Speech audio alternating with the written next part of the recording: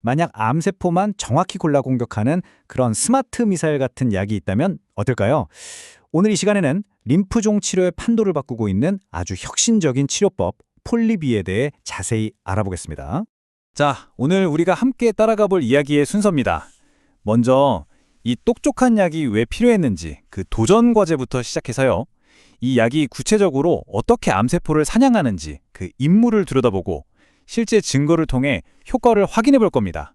그리고 마지막으로 치료 과정의 현실적인 부분까지 짚어보도록 하죠. 사실 모든 위대한 발명은 아주 어려운 문제에서부터 시작되잖아요. 폴리비의 이야기를 제대로 이해하려면 먼저 의사들이 마주해야 했던 이 완고한 암이라는 아주 까다로운 도전 과제부터 들여다볼 필요가 있습니다. 자, 우리가 상대해야 할 적은 바로 비호지킨 림프종입니다. 간단히 말해서 우리 몸의 면역 시스템을 지키는 군대, 즉 백혈구 중 하나가 갑자기 통제를 잃고 끝없이 증식하는 암이라고 생각하시면 돼요. 처음에는 목에 멍울 같은 게 만져지는, 뭐랄까 비교적 평범하게 시작될 수 있어요. 하지만 문제는 일부 환자들에게 이 암이 매우 공격적으로 변해서 기존 치료법으로는 손쓰기 힘든 아주 까다로운 상대가 된다는 거죠. 자, 여기서 정말 절박한 질문이 나오는 겁니다.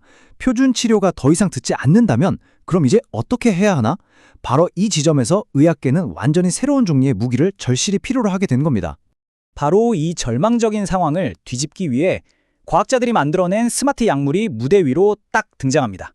폴리비는요, 그냥 무차별적으로 모든 세포를 공격하는 그런 전통적인 항암제하고는 차원이 완전히 다릅니다. 마치 외과 의사의 메스처럼 암세포만 정밀하게 노리는 그런 스마트 치료제 계열에 속하죠. 이 기술의 이름이 바로 항체 약물 접합체, ADC라고 하는데요. 이게 정말 기발한 게 뭐냐면 우리 몸의 유도 미사일 역할을 하는 항체에다가 아주 강력한 폭탄, 즉 약물을 실어서 보내는 거예요.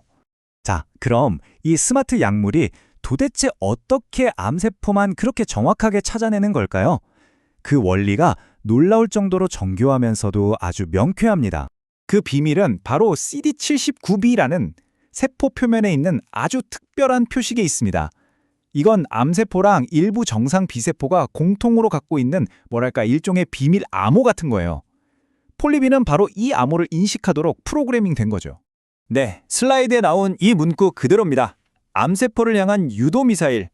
이게 바로 폴리비의 임무를 가장 정확하게 설명하는 말이죠.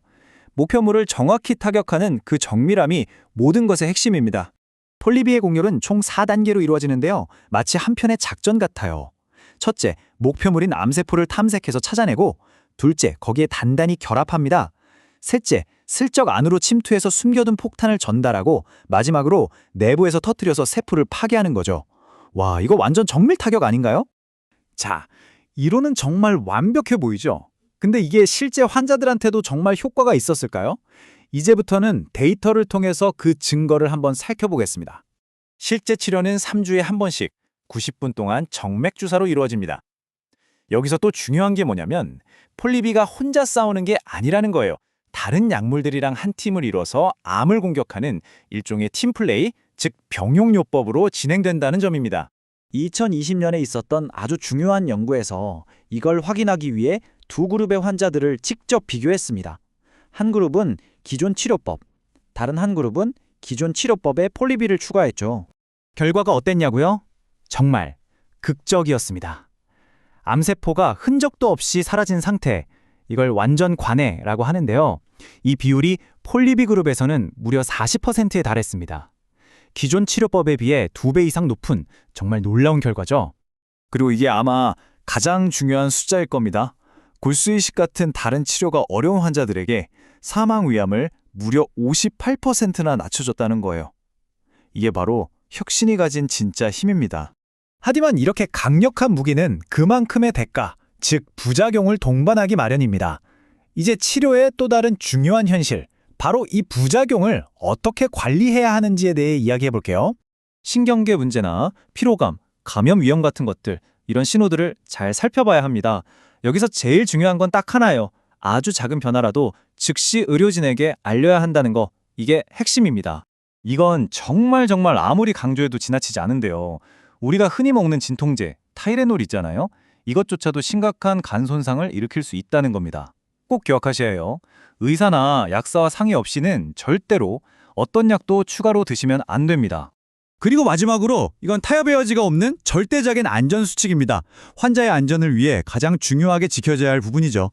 그리고 이 모든 과학기술과 데이터를 살펴봤을 때 가장 중요한 핵심이 뭘까요? 그건 단순히 약 자체에만 있는 게 아닙니다. 폴리비 같은 역신적인 치료가 성공하려면 환자와 의료진이 정말 한 팀이 되어서 모든 과정을 함께 헤쳐나가는 그 긴밀한 소통과 신뢰, 바로 거기에 달려 있습니다. 암과의 싸움에서 가장 강력한 무기는 결국 함께라는 것. 그걸 기억하는 게 제일 중요하지 않을까 싶네요.